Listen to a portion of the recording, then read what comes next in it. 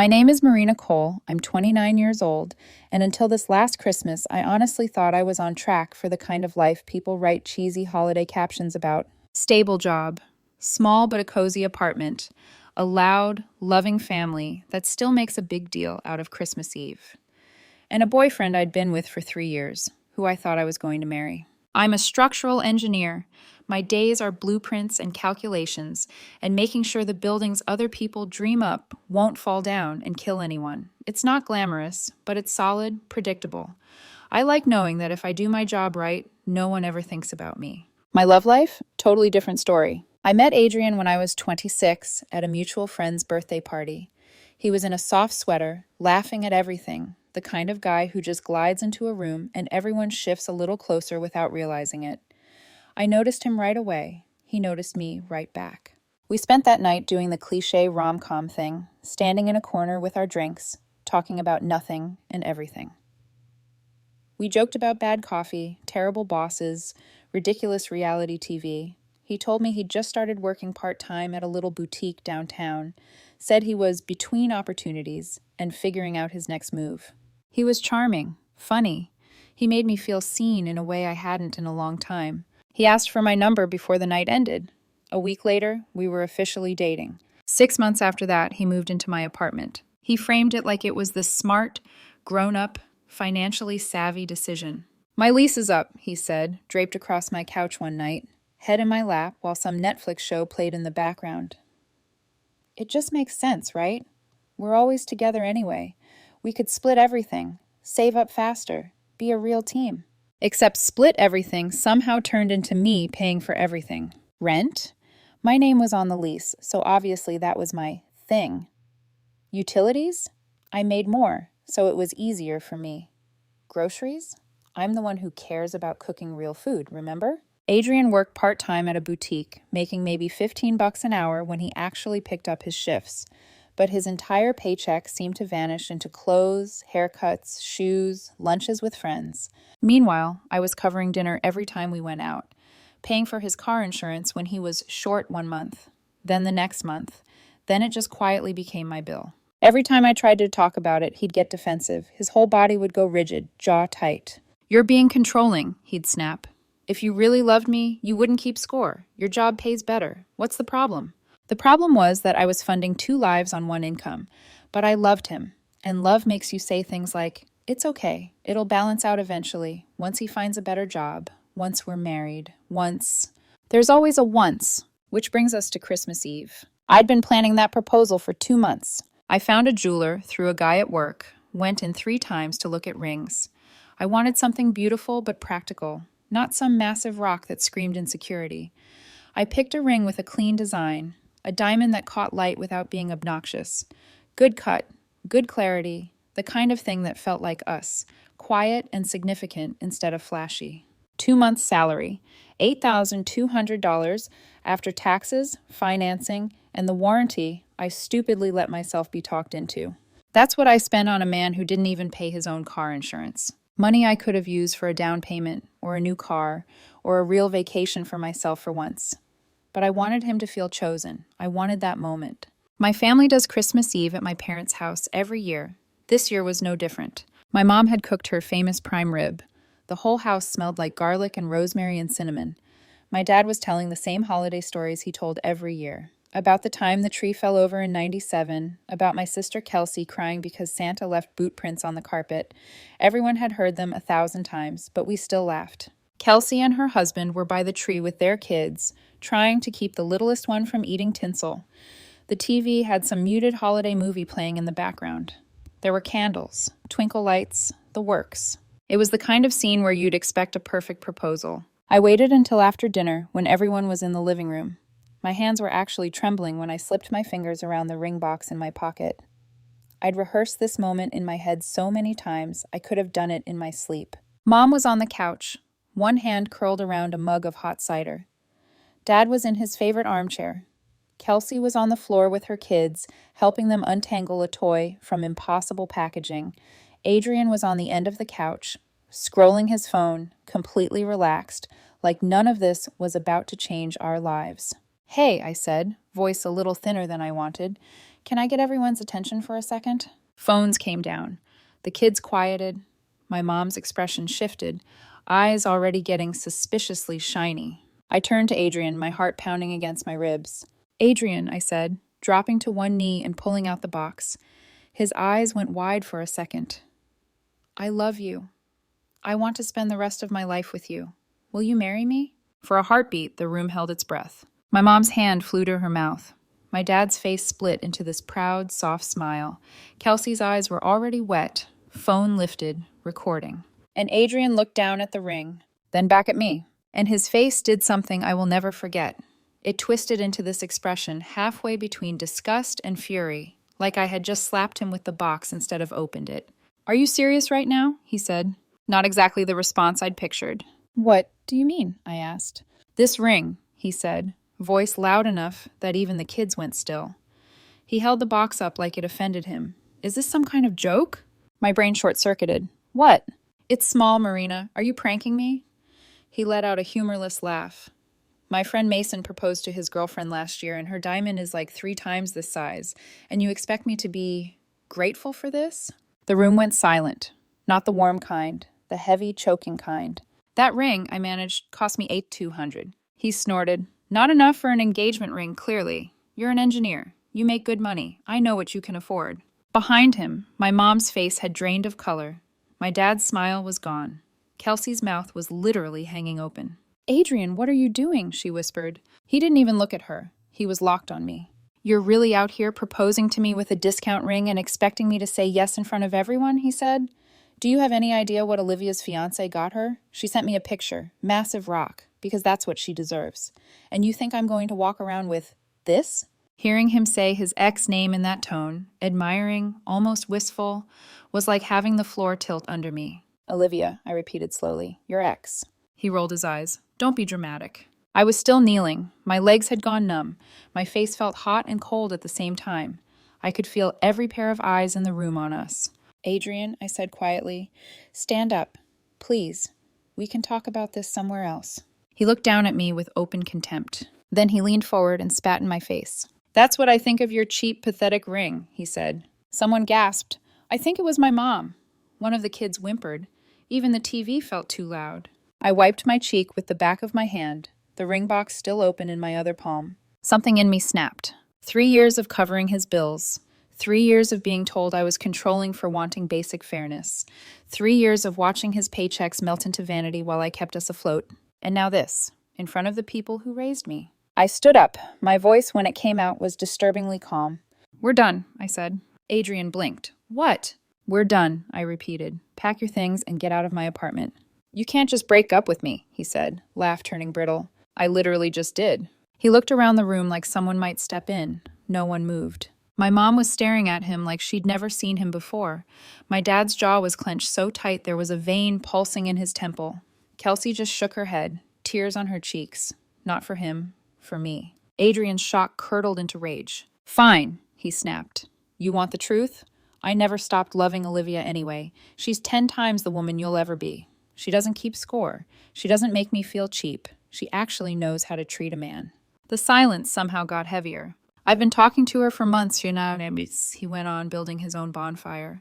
Could have gone back to her any time. I stayed because I thought you'd step up, but this... He jabbed a finger at the ring. This is a joke. You're a joke. He grabbed his coat, his keys, and walked to the door. He didn't slam it. He just closed it quietly behind him. The quiet that followed was so loud my ears rang. My dad put a hand on my shoulder.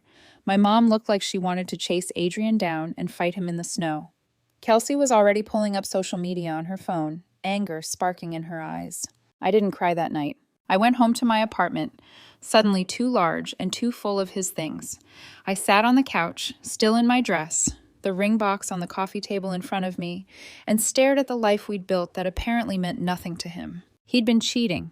He'd been comparing me to his ex. He'd spat in my face. At some point, the grief burned itself out and left something sharper behind. That night, I stopped being sad and started being angry. The next morning, December 26th, I woke up surrounded by Adrian's clothes, his shoes, his random junk, scattered through every room like a stain I couldn't scrub out. I picked up my phone and typed a text with hands that didn't even shake. You have until noon to pick up your stuff. After that, it's going on the curb. I hit send. He didn't respond. 12 and came and went. At 12:30, I picked up the first box. And I opened my window. At 12:30, I picked up the first box. And I opened my window. It was one of those gray winter afternoons where the sky looks like dirty cotton. The parking lot below my second-floor unit was streaked with old snow and slush, little rivers of brown water running along the edges. I grabbed an armful of Adrian's clothes from the closet, shirts he never wore, hoodies I'd bought him, jeans he complained were too cheap, and walked back to the window. Then I just started dropping things. Shirts fluttered into the slush. Hoodies landed with heavy, wet thumps. A pair of shoes bounced and rolled across the asphalt. Each time something left my hands, I felt a tiny knot in my chest loosen. Drawers emptied, hangers cleared. His stupid collection of overpriced sneakers went sailing out one by one. A few hit a puddle just right and splashed dirty water up onto the side of the building. His bottles of cologne, his gym bag, his stack of protein powders that took up half my kitchen cabinet. Out, out, out. I didn't throw anything breakable hard enough to send glass flying, but I didn't exactly set it down gently either. By 2 p.m., the parking lot below my window looked like a designer-themed yard sale had exploded. I stepped back, breathing hard, hair sticking to my neck with sweat. The apartment felt lighter already. Echoey. Mine. I took a photo from the window, everything scattered across the icy asphalt, then texted it to him. Your stuff is outside. You have 1 hour before I donate it to whoever feels like picking through it. 5 minutes later, my phone rang. Adrian. Are you insane? He shouted the second I answered. You can't just throw my stuff out. Already did, I said, voice flat. Those are expensive items, Marina. Do you have any idea how much my sneakers cost? Better hurry, I said, looking out at the slowly falling snow. It's starting to flurry again. Silence on the line, then a nasty little laugh. Olivia's with me, he said. She says this is illegal as hell. She's going to make sure you regret this if you don't bring everything back inside right now. I actually laughed. I couldn't help it. I'd love to see her try, I said. I'll be waiting right here. I hung up. 30 minutes later, a beat-up Ford Focus with a dented bumper pulled into the lot. I watched from my living room window as the car idled, exhaust puffing white in the cold air. The driver's door opened and Adrian climbed out, jacket half-zipped, scarf hanging loose. He looked smaller from up here, less impressive. The passenger door opened next. That was Olivia. She was exactly the type I'd pictured when he used to tell stories about her with that weird, tight tone in his voice. Tall, muscular, hair pulled into a high ponytail that swung like a whip when she moved. Leggings, fitted jacket, a gym bag slung across one shoulder. She looked like she lived at the gym and used mirrors for more than just checking form. Even from my window, I could see she was pissed. Adrian pointed up at my building, waving his arms wildly. Olivia's head snapped up, eyes tracking to my window. For just a second, our gazes met through the glass.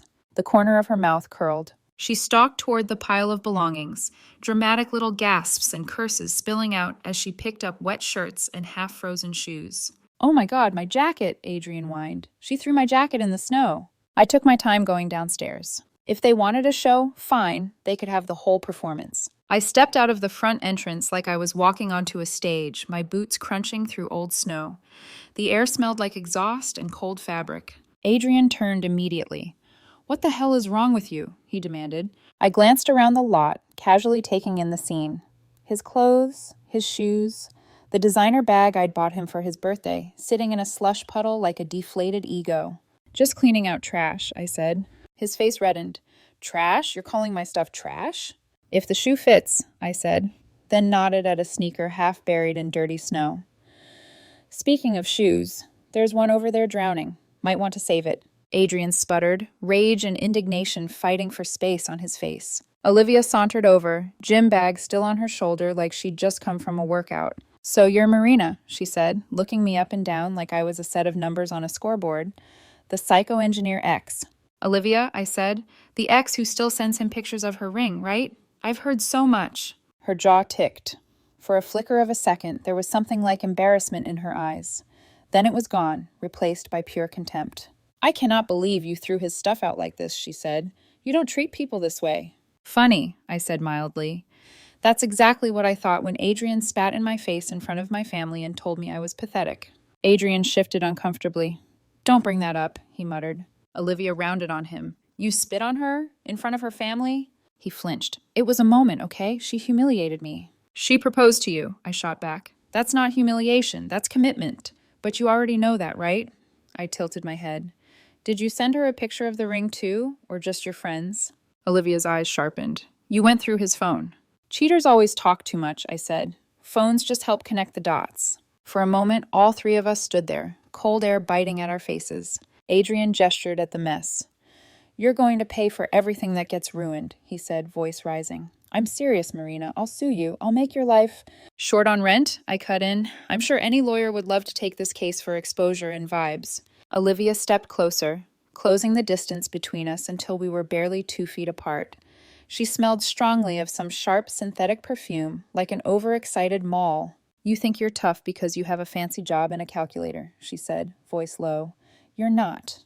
You're soft. You overcompensate by throwing people's things out instead of handling your emotions like an adult. You're lecturing me about adulthood, I said, while driving over here to pick up your ex's things like his personal assistant? Something flickered in her eyes again, that flash of truth she didn't want to look at. Then her expression hardened. Apologize to him, she said. No, I replied. Olivia's jaw clenched. Pick up his stuff, bring it back in, apologize, and we walk away. You don't want me as an enemy. I smiled, but there was no warmth in it. You already are, I said. And honestly, you're not very impressive. Adrian made a strangled noise. Marina, stop. Olivia's hand curled into a fist. Her shoulders shifted, that little tell people get when their body decides it's done talking. You got a problem? She asked. Just cleaning out trash, I said again. I saw it happen in slow motion. She took one more step, brought her arm back, telegraphed the punch like a tutorial video, aimed straight for my face, as if rage alone could compensate for technique. I'd grown up with a dad who insisted his daughters know how to protect themselves. Years of self-defense classes, drills, practice. My body moved before I had time to second guess. I sidestepped, her fist cutting through empty air where my head had been. Her momentum yanked her forward, off balance. I grabbed her extended arm, twisted, and pulled with my whole weight. She stumbled sideways on the slick asphalt, foot catching a patch of half-frozen slush. For 1 second, she flailed, arms windmilling. Then gravity did the rest. She went down hard on her back, the sound of her body slamming into the pavement echoing off the building. Her head bounced once. She grunted, air knocked out of her. Adrian froze.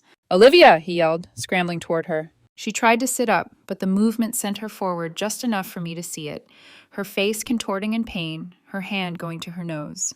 Blood started pouring between her fingers. Her nose was bent at an angle noses do not naturally bend. You broke my nose, she gasped, voice thick. You swung first, I said, chest heaving. On my property, in front of a witness. Adrian whipped his head toward me, eyes wild. You're insane, he barked. You attacked her. Self-defense, I said. Also, security cameras. I nodded toward the corner of the building, where a little dome-shaped camera watched the lot. Pretty sure management's going to enjoy this footage. He looked up at the camera, then down at Olivia, then back at me, like he was trying to calculate just how bad things had gotten in the last 30 seconds. Olivia groaned again, blood staining her jacket, dripping onto the wet asphalt. She looked less like a gym goddess now and more like a very confused human who'd just had her world slammed sideways. Get me in the car, she hissed at Adrian. Now. He slid an arm under her shoulders, helping her to her feet. She leaned heavily on him, leaving a trail of red drops in the slush as they staggered to the Focus. You're going to pay for this, Adrian spat over his shoulder at me. You're not getting away with this. Olivia knows people. You think you're smart, but you're not smart enough. I'll be inside, I said. Feel free to have your lawyer contact me. I love paperwork. He slammed the passenger door, ran around to the driver's side, and peeled out of the lot, tires skidding on the wet asphalt. Most of Olivia's things were still lying there. Half-frozen jackets, shoes, a bag that had soaked up enough slush to double its weight. I stood in the cold for another long moment, listening to the fading wheeze of the Focus's engine, the distant hum of the city, my own heartbeat pounding in my ears. Then I went back upstairs. I washed my hands, made myself a mug of coffee, sat down on my couch, the ring box still on the table, Adrian's absence echoing in every quiet corner. I pulled up a movie, The Godfather, of all things, and let it play while snow started drifting down outside, soft and steady. Down in the parking lot, his life was scattered in the slush. Up in my apartment, for the first time in a long time, I felt strangely clear. This wasn't over, I knew that. Men like Adrian don't just disappear. People like Olivia don't just walk away. But I'd taken the first step, and I had no idea just how far they were going to push things before it was done. By the next morning, the snow had stopped, but the cold had that sharp metallic bite that makes the air feel thinner. I woke up early, long before the sun had risen completely, the apartment quiet except for the soft hum of the heater. Adrian hadn't texted again. Not to negotiate, not to apologize, not even to threaten me a second time. Nothing. Which meant one of two things. Either he was planning something, or he was waiting for me to break first. I wasn't going to. My phone buzzed at 8:17 a.m. A notification from the apartment complex messaging system.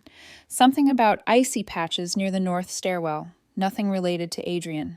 But the moment I glanced out the window, I felt my stomach tighten. His things were gone from the parking lot, not neatly removed, not respectfully collected, just gone. No doubt scooped up sloppily in the dark, probably accompanied by more yelling and more drama. I didn't know whether Adrian or Olivia had retrieved them, and I didn't care. All I felt was relief, a deep, bone-deep quiet. For a few hours. Because peace, as I was learning, never lasts long with unstable people. It happened around noon. I'd just finished making myself a sandwich, settling onto the couch with a blanket and a crime documentary playing low on the TV. The door buzzed, twice, short and frantic.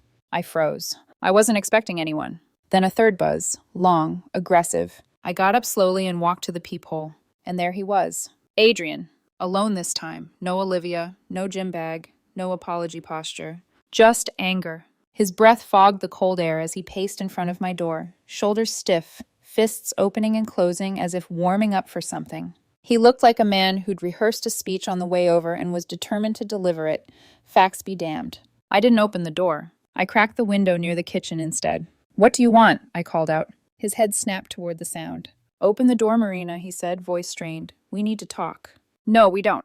"Yes, we do," he insisted, stepping closer to the window as if proximity could override boundaries. "You can't just throw my stuff out like that. You can't treat me like garbage." "You spit on me in front of my entire family," I reminded him. "You humiliated me, insulted me, and admitted you've been talking to your ex for months. We're done." He shifted, jaw tightening. "You overreacted. You embarrassed me. I wasn't thinking clearly. It was the pressure of the moment." "You spit," I repeated. "That wasn't pressure, that was disrespect." He kicked at the snow-covered walkway, muttering something I couldn't hear. "Look," he tried again, tone forced calm. "Just let me in. 5 minutes. We can fix this. We always fix things." "No," I said, "leave." His composure snapped so fast it was almost audible. "You think I'm just going to walk away after 3 years? You think you can humiliate me like that and act like you're the victim? You threw my things out of a window. Are you insane?" "I told you they'd go on the curb after noon," I said. "You ignored me." "You didn't mean that." "I absolutely did." He stepped closer to the railing of the second-floor walkway, his breath coming quick now, fingers tapping the metal bar. "I swear to God, Marina," he hissed, "if you don't open this door, You'll what?" I asked, voice steady. "Hit me? Break something? Cry? Please clarify the threat." He blinked, thrown off. I'd never spoken to him like that. Not once. Not even during our worst fights. He was used to me smoothing conflict, steadying the emotional ship, bending myself into a shape that fit his comfort. He didn't know what to do with a version of me that didn't crumble. His face twisted. "This isn't you," he said. "You're not cold like this. You're not heartless. Olivia said..." A laugh escaped me, short, sharp. "There it is," I said. "Olivia. Always Olivia. Do you want to go be with her? You already emotionally were." "She needs me," he snapped. "No," I corrected. "She used you, and you let her. Now you're angry because the safety net is gone." His expression cracked then, a twitch in the corner of his mouth, a flicker in his eyes. But instead of backing down, he leaned forward and slammed his palm onto the metal railing. "You're going to regret this," he said, voice low. "You can't treat people like this. You can't just cut me out." "You did that yourself," I said softly. He stared at me for a long moment, breath uneven, eyes darting like he was searching for the right tactic. Manipulation, guilt, anger, sadness.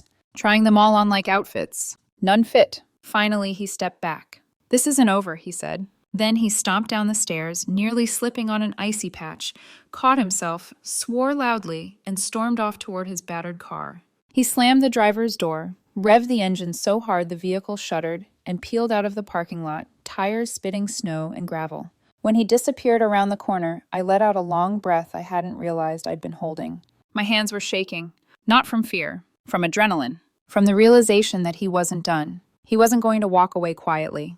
And I'd just lit the fuse on something I didn't yet understand the magnitude of. The next 2 days were silent. No texts, no calls, no surprise visits. I started to relax, a little. I went to work. I ate dinner with my parents.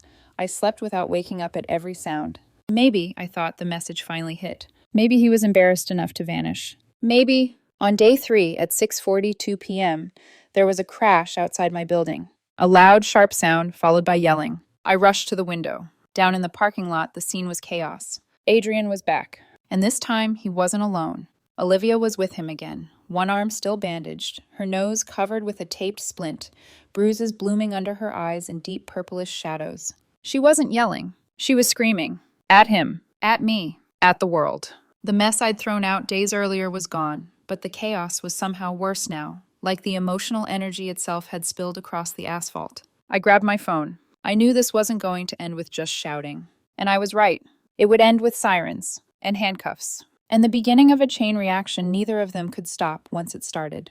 I didn't rush downstairs. I didn't fling open the door like someone in a movie who hasn't learned yet that opening doors to angry exes is how horror stories begin. Instead, I stood at my window, high enough to see everything, far enough to stay out of reach, and hit record on my phone.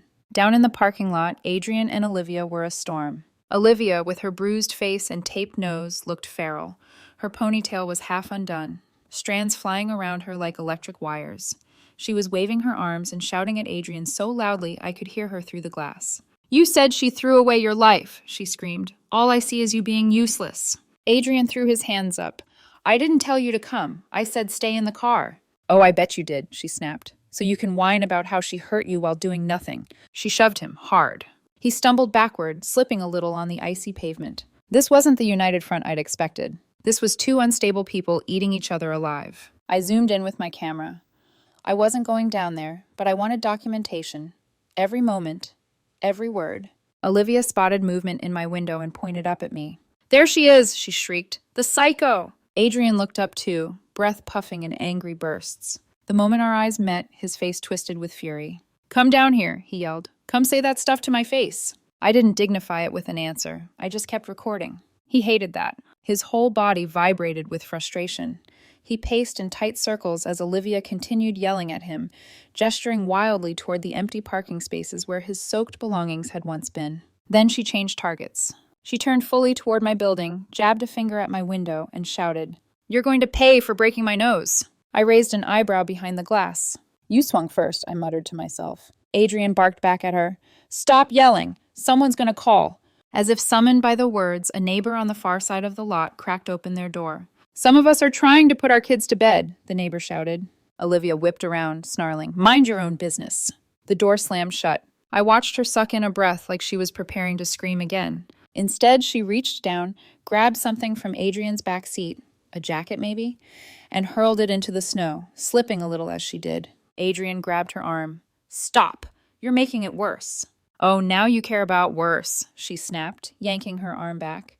"Maybe you should have cared before you showed up looking like a pathetic little—" He cut her off by stepping in her face. "Shut up, Olivia!" Their volume was growing, echoing between buildings. I didn't need to call 911. Someone already had. I heard the faint wail of approaching sirens miles before they arrived. I tapped my phone screen, stopping the recording and immediately saving it to the cloud.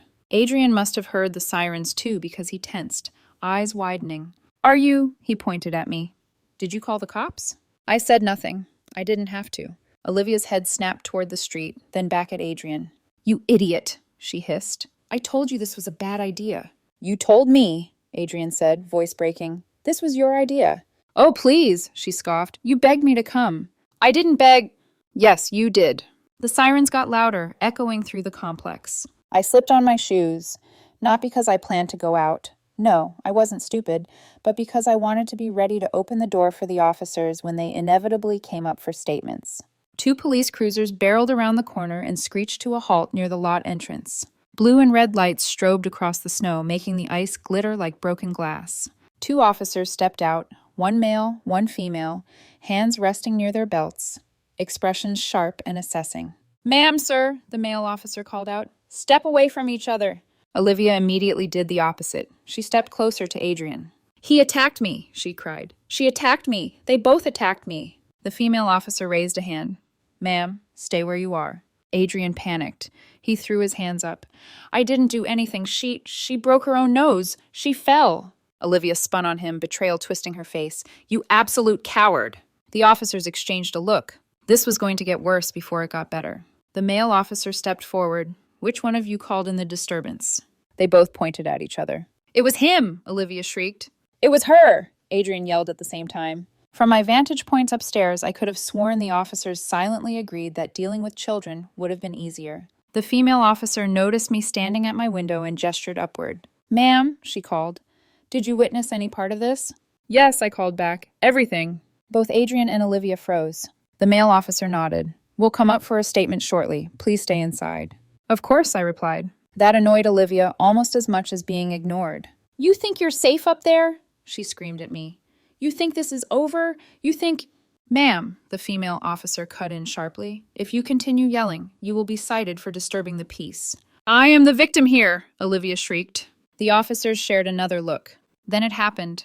The moment everything spiraled beyond their control. The female officer approached Olivia. "Ma'am, I need you to calm down, take a breath, and step to the side so we can speak with you." "I am calm," Olivia screamed and shoved her. Square in the chest. Time froze. The male officer inhaled sharply. "Ma'am." Olivia took a half step back, eyes wide like she realized too late what she'd just done. "I didn't mean she grabbed me. No," the female officer interrupted firmly. "You just assaulted an officer. Turn around." "What? No, I didn't." "Turn around." "I said I didn't." The male officer moved in and gently but firmly grabbed her wrist. Olivia screamed. Not a normal scream, a wild, animalistic one. She thrashed, twisted, tried to jerk free, but bruised ribs and fresh pain made her movements sloppy.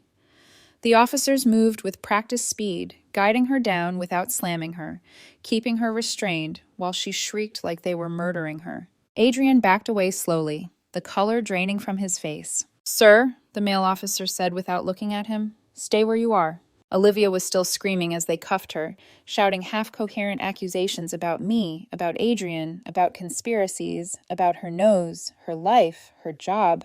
And it clicked for me then, watching from above like a detached witness. She and Adrian had destroyed each other long before they ever showed up in my parking lot. This was just the first time the consequences arrived in uniform. The officers finally got her into the back of the cruiser. She was still yelling, though the doors muffled it down to a dull, furious buzzing. The male officer turned to Adrian. "Sir, your involvement here?" I didn't touch her," Adrian stammered. "She's crazy. I was trying to leave." "Do you live here?" the officer asked. "No," Adrian said. "But my stuff was—" She threw my stuff. The officer held up a hand. "We'll come up to speak with the resident shortly. Please wait." Adrian gulped and nodded. A minute later, the female officer climbed the stairs to my door and knocked. I opened it immediately. "Thank you for staying inside," she said. "Can you provide a statement?" "Yes," I said.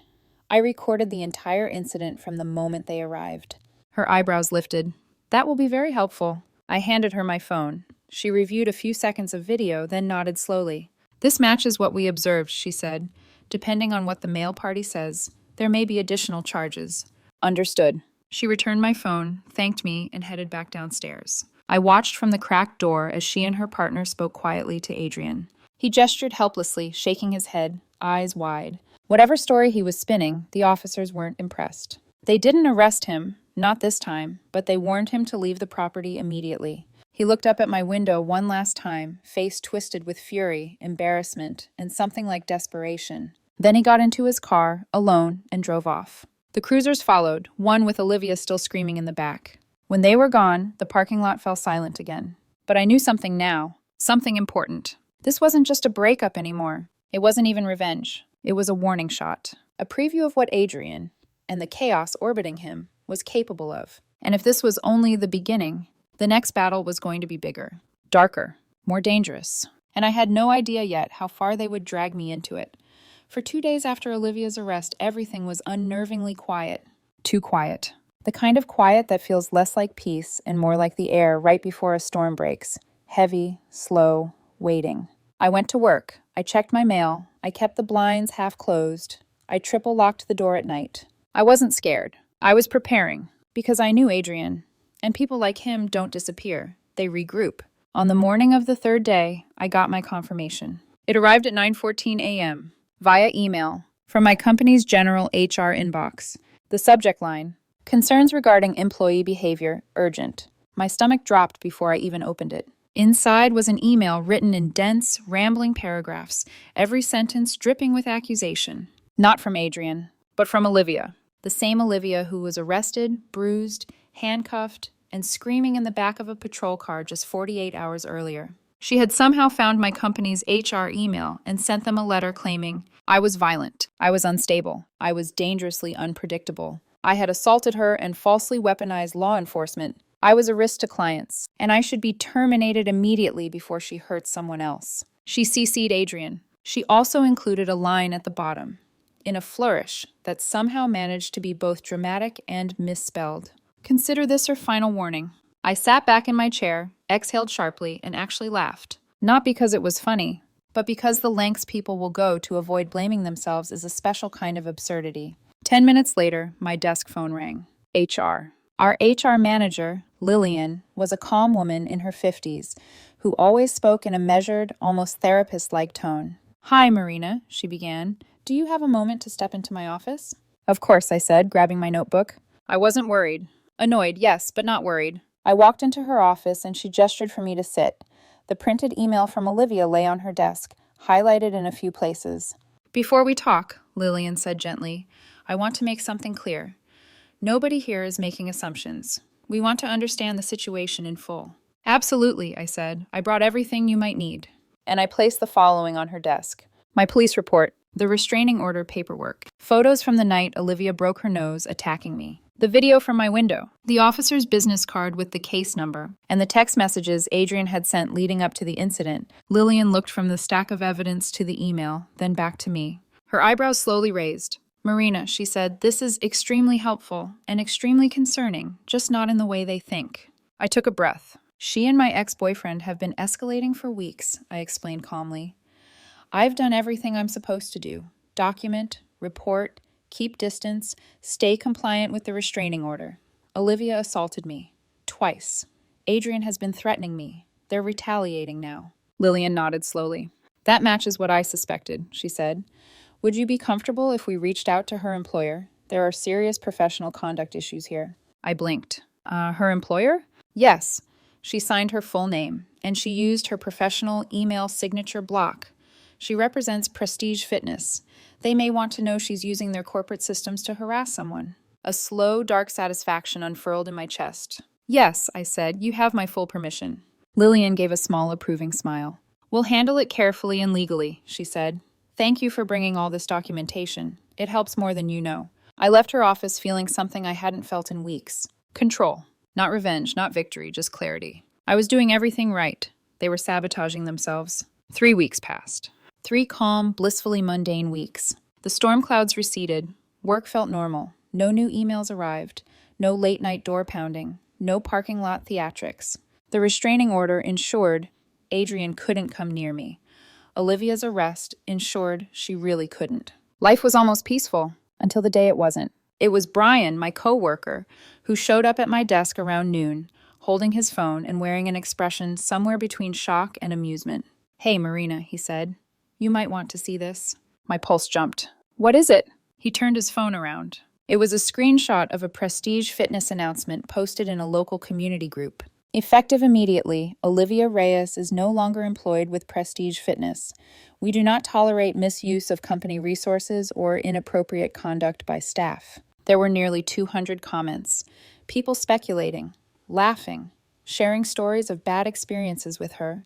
Someone even mentioned her meltdown in the parking lot after her nose injury, as if they'd been waiting to release that into the world. Brian lowered the phone. Your HR is a legend, he said simply. My wife goes to Prestige. She said Olivia just vanished from the trainer roster. I blinked, absorbing it. Prestige Fitness had looked into it, seen the emails, seen the police reports, seen the restraining order, and fired her. A weight I didn't realize I'd been carrying slid off my chest. Not because she lost her job, though I won't pretend I felt bad, but because it meant they didn't have power anymore. They were unraveling, and I wasn't the one doing it. That night, while making pasta, my phone rang. Unknown number. I almost didn't answer, but something made me swipe. Hello? A man exhaled shakily on the other end. Marina, it's Olivia's fiancé. Well, ex-fiancé. I froze. And what do you want? I heard about what happened. I heard everything. Another shaky breath. She told me her version. Then the police report got sent to her parents. Then your HR contacted her gym. Then my sister sent me videos of her throwing tantrums online. He broke off. I'm sorry, he said simply, for everything she did to you, and for everything Adrian dragged you through. I don't know what you did to set her off. I didn't do anything, I said quietly. I know. I believe you. He swallowed hard. She was a different person the last few months. Unstable, angry all the time, obsessed with Adrian. I didn't even know she was still talking to him. That part didn't surprise me at all. He continued, voice cracking.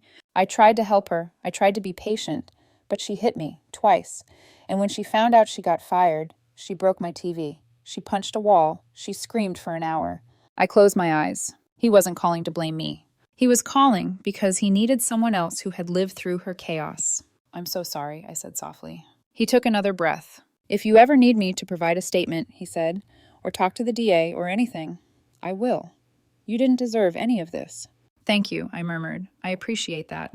He hung up a moment later. I stood in my kitchen, pasta boiling over slightly, phone still in my hand, and let the silence settle around me. This wasn't just two toxic people lashing out. This was a pattern, a destruction zone they carried with them like a curse.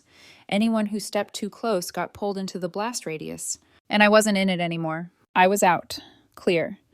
Standing on the other side while their world collapsed. Or so I thought. Because a month later, Adrian came back. Not to fight. Not to scream. Not to threaten. But to beg. And that moment, what he brought with him, would turn the entire story on its head. The next month slid by in a way that felt unreal. Quiet, slow, startlingly normal. The kind of calm you almost don't trust because it feels like borrowed time. I threw myself into work, started going to the gym again, not the prestige fitness chain, obviously. Visited my family more often. Reorganized my apartment so thoroughly it felt like shedding old skin. And one random evening, on the advice of my sister Kelsey, I downloaded a dating app. She said, "You don't have to fall in love. Just remember what it feels like to be wanted by someone who isn't a walking disaster." I rolled my eyes. But she wasn't wrong. Most of the men I matched with fizzled out quickly. A few were nice enough, but nothing stuck. I wasn't looking for anything serious. Then I met Samuel. He was a nurse, soft-spoken, funny in a quiet, observant way. The kind of person who asked questions because he actually wanted to know the answers, not because he was waiting for his turn to talk. Our first date was simple. Coffee, a walk around a park, an easy conversation about dogs and childhood mistakes and hospital night shifts. He paid for his own coffee, didn't make a show of it, didn't make it a debate, didn't calculate anything in his head like a scoreboard. It was just respectful, calm, real. By our third date, I told him everything. Not the grotesque details, not the spit on Christmas, but enough that he understood the shape of the damage. He listened, really listened. Then he said, "You're not broken, you're just healing. I don't mind going slow." And I remember thinking, this is what adulthood is supposed to feel like. Not chaos, not screaming, not manipulation disguised as love. Max, my newly adopted scruffy rescue dog, loved him immediately. That should have been the sign I trusted most. For weeks, life unfolded in easy rhythms. Kelsey would occasionally text me screenshots of Adrian's social media posts, vague, passive-aggressive quotes about betrayal, loneliness, people showing their true colors. He'd deleted all photos of us, then posted gym selfies with melodramatic captions. I mostly ignored it. Mom still hated him on principle, Dad muttered curses whenever his name came up, and our family group chat treated Adrian's downfall like live sports commentary. But for me, he had faded into the background. Until mid-April. It was a Saturday afternoon. Samuel and I had just finished watching a movie, some light rom-com he claimed he picked ironically, though I caught him smiling at the emotional parts. Max was snoring on the rug, blissful and unaware of human complications. The world felt soft, safe. Then, knock, knock, knock, knock. A slow, deliberate rhythm. Not frantic, not angry, just expectant. Samuel looked up. Waiting on anyone? No, I said, a sudden prickle crawling down my spine. I got up slowly and approached the peephole. The hallway was dimly lit, shadows stretching long from the overhead bulbs. And there he stood, Adrian, thinner than before, eyes hollow, hair unwashed, clothes wrinkled like he'd slept in them, a plate in his hands covered with aluminum foil. Not dramatic, not enraged, not wild. Just empty. In the reflection of the peephole, I saw my own face pale. Samuel came up behind me quietly. Is that? Yes, I whispered. He put a gentle hand on my back, but he didn't push. He respected my space. I steadied my breath, then cracked the door just an inch, keeping the chain latched. Adrian, I said calmly. He looked up slowly. When his eyes met mine, something in them flickered. Hope, shame, desperation, maybe all three. Hey, he said softly. Can I talk to you? No, I replied. He swallowed. Just 5 minutes. No. I brought cookies. He lifted the plate a little, voice cracking. Your favorite, chocolate chip. I made them myself. My skin crawled. Adrian, you're violating a restraining order. I know, he whispered. I know. I'm sorry. I needed to see you. Samuel stepped slightly forward, not forcing himself into view, but making it clear I wasn't alone. Adrian noticed immediately. His entire body tensed. Who is that? He demanded, voice rising with each syllable. None of your business, I said. Is he? Adrian's breathing hitched. Is this your new boyfriend? Samuel didn't speak, but his presence was steady, warm, protective without being intrusive. Adrian's face changed. His expression cracked, splitting open into raw jealousy and disbelief. You moved on, he whispered. Already? After everything we had? Don't do this, I said. I'm not doing anything, he snapped, voice suddenly sharp. You're the one who threw away 3 years. You're the one who humiliated me in front of your family. You're the one who... You spat on me, I reminded him quietly. He froze. For a moment, the truth settled in the air between us like dust. Then he shoved it away. I was upset, he cried. You blindsided me. I didn't know you were proposing. It wasn't fair. I warned you for months I wanted to talk about our future, I said. I wasn't blindsiding you. I was trying. He stepped closer. I shut the door the moment he moved. The chain caught, stopping it with a soft metallic clink. Adrian stared at the narrow gap between us, breathing hard. I can't accept this, he whispered. I can't accept that you replaced me with him. Samuel stayed silent behind me, calm, present. Adrian's grip tightened on the plate. I made these for you, he said again, voice shaking. I spent all morning baking them. I just wanted to apologize. I just wanted you to see that I'm trying. You need to leave, I said firmly. No! He slammed his hand against the door and I felt the wood vibrate. I deserve a chance to explain. You owe me that. I don't, I said. I pulled out my phone. Adrian's eyes widened. No, he whispered. Don't call them, please. You're violating the restraining order, I said. If you leave right now, I won't call. Behind me, Samuel gently said, Marina.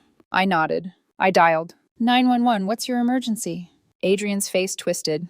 You bitch, he spat. After everything I did for you.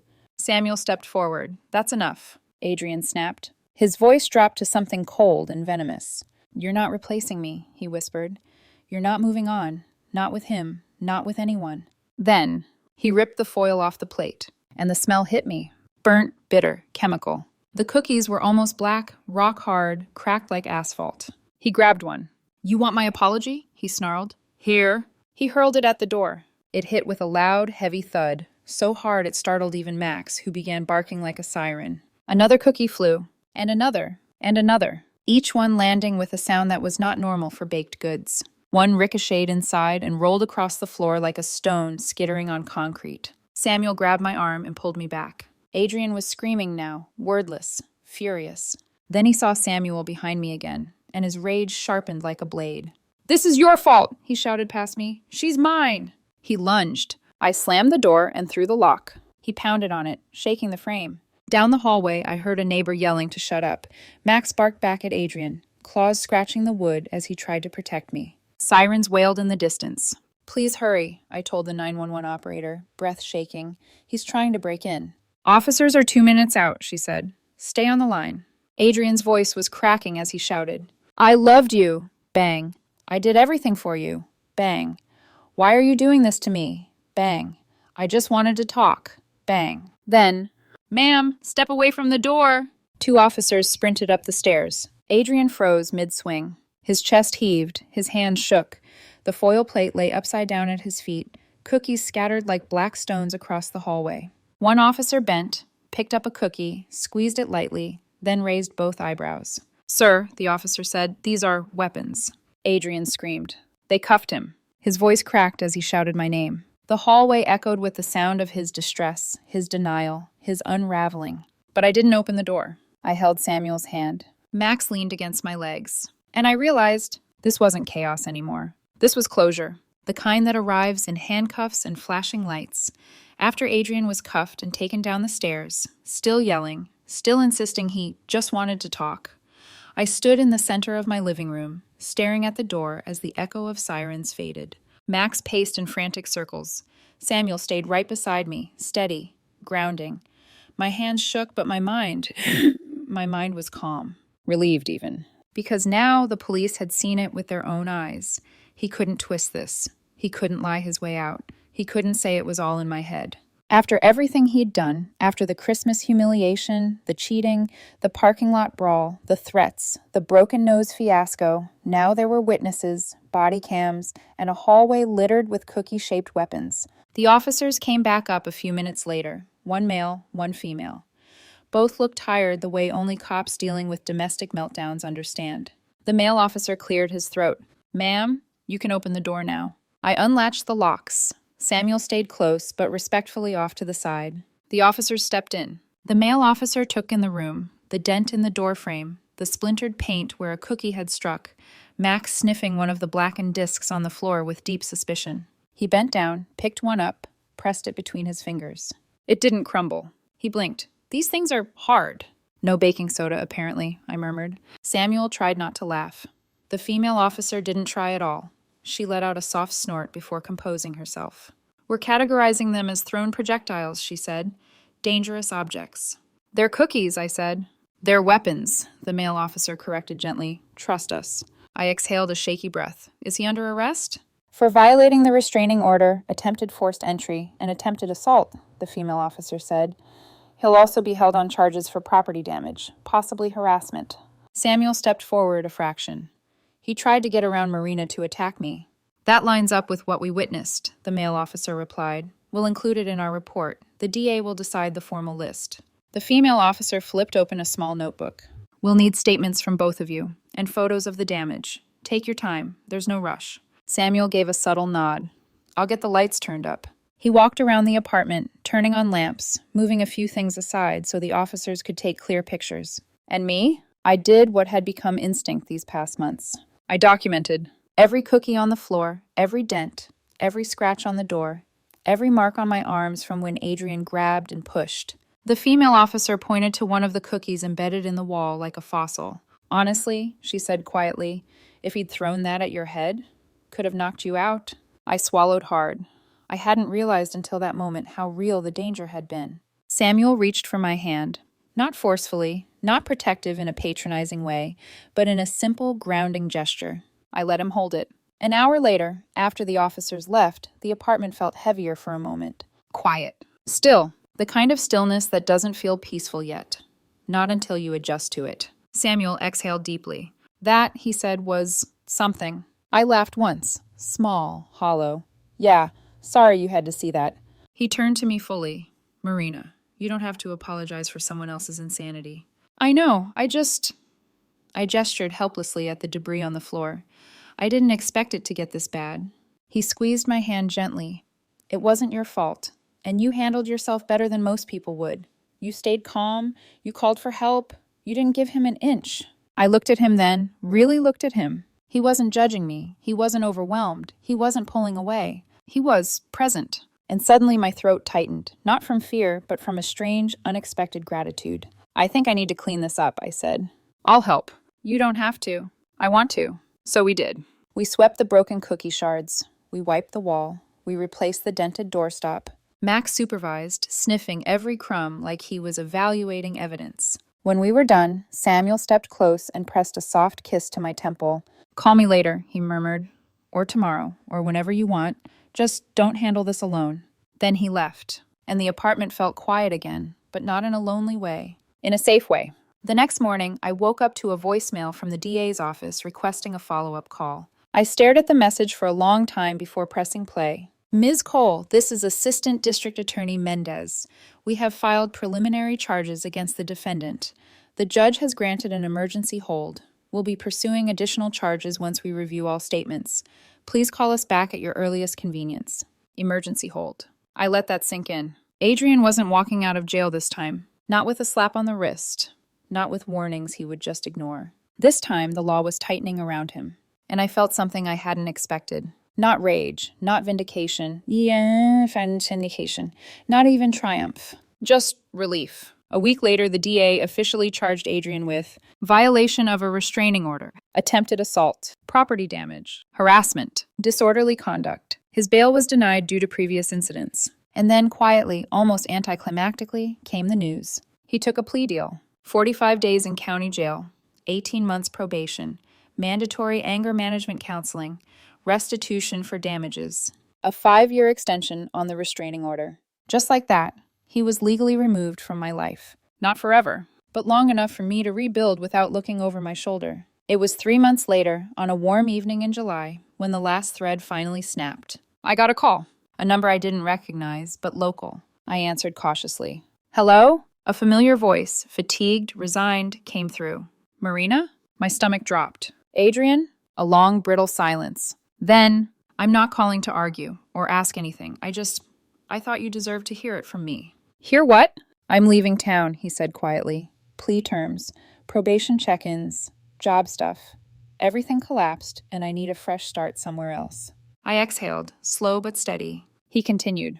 I know you think I'm a monster, and maybe I am, but I didn't mean for all of this to happen. I didn't mean to hurt you like that. I didn't know how to handle losing you. Silence hung between us. Marina, he whispered, can you say something? I hesitated, but not out of fear, because the truth needed a moment to settle before I said it.